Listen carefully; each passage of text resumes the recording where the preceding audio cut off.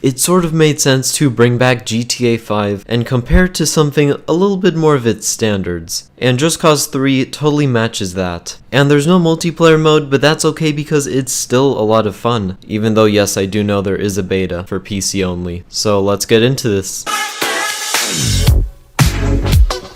The things that can be done in GTA 5 are a huge, wide array, and they just span infinitely. From stealing a car and customizing it, robbing a bank and making some cash, getting chased by the cops and having an insane duel, stealing a jet, getting laid, collecting cars, even doing some sports activities like golf and tennis. Yeah, so these games should be invalid. There is so much to do in GTA 5. It's mostly about what type of adventures you'll have because every single time it's a totally new story, and of course the missions also make it more exciting. Even though Just Cause 3 doesn't really have a memorable story, the missions are still fun. And Just Cause 3 is fun in its own way. Because even though it doesn't have as many activities as GTA 5, it has some fun tools that you can use like the flight suit or the grappling hook, which can make some funny things happen. And as you play the missions, you will earn more things that you can use. And a very shocking thing, that you can destroy some objects, sort of like you would see in some Battlefield games. And I'll talk about that more in just a bit because there is an issue with that.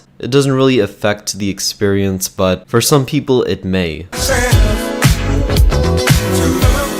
If you are running this game on a computer, then you will notice that this game is extremely beautiful. As you can see when I'm using Chrome, you can see how much detail there is in the reflection. The water also looks great when the settings are high, and the lens flare, guaranteed J.J. Abrams approves. And every detail just works. And it's pretty shocking for the size of the game that it can still look this good. For a game that has taken huge explosions and huge destruction, Just Cause 3 also has some very good graphics. The textures and detail look very shocking, and this is the Xbox version, and to be honest, it almost looks just as good as the PC version. I like how the rockets look. They look a little bit more realistic with all of the lighting and the smoke. GTA 5's map is not just big, it's very diverse. It has a city aspect, a beach aspect, a woods aspect, a desert aspect, and it all looks very beautiful, and it all looks like it should be there. And of course, when you combine Vice City, San Andreas 4 and 3, and even Red Dead Redemption, GTA 5's map still beats all of them combined. But Just Cause 3, believe it or not, is so big that you could fit 3 GTA 5 maps in it. And that's pretty cool, but that's also not really a good thing. But it also has a different side to that, because some areas don't really seem like they should be there, and it's not as diverse as GTA 5. Of course, it has a little city and a little town here and there. It has a beach, it has some woods and mountain, but it's not the same feeling.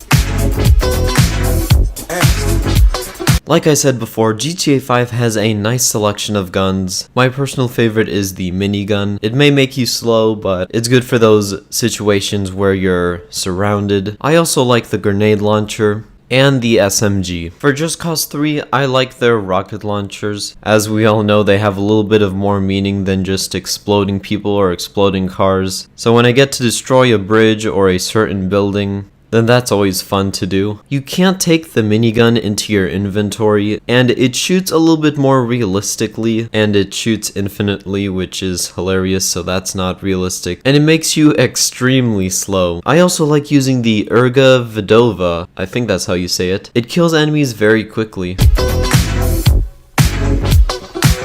This is sort of strange that I've never actually noticed, but according to Steam, compared to the minimum requirements needed to run GTA 5, you actually need more RAM to run Battlefield 1 or Infinite Warfare. Doesn't anyone just find that a little bit ironic and weird? Because, you know, you can do more in GTA and it's a bigger map and stuff. That means that if you have GTA on low settings, you can run it on the Nintendo Switch, possibly. Even though we don't know the specs for the Switch, telling that every single game is almost 4 gigabytes of RAM or below. That means that potentially that would be possible if only you guys partnered. One thing that I want to note about Just Cause 3 is that, like I said earlier, there's a ton of things that explode, like the bridge, and I'm not sure if this is a good thing for many people, because for some people it could be annoying to see frame drops. It happens on the Xbox. I'm not sure for the PlayStation, and of course it depends on your PC, and things are now getting even stranger. Because if you didn't notice, guys, Just Cause 3 actually requires less memory, like in terms of storage. Just Cause 3 is only 54 gigabytes, and GTA 5 is 65. And you may be wondering why. Well, remember that Just Cause 3 has like a huge map, maybe even more than 3 times bigger than GTA 5's.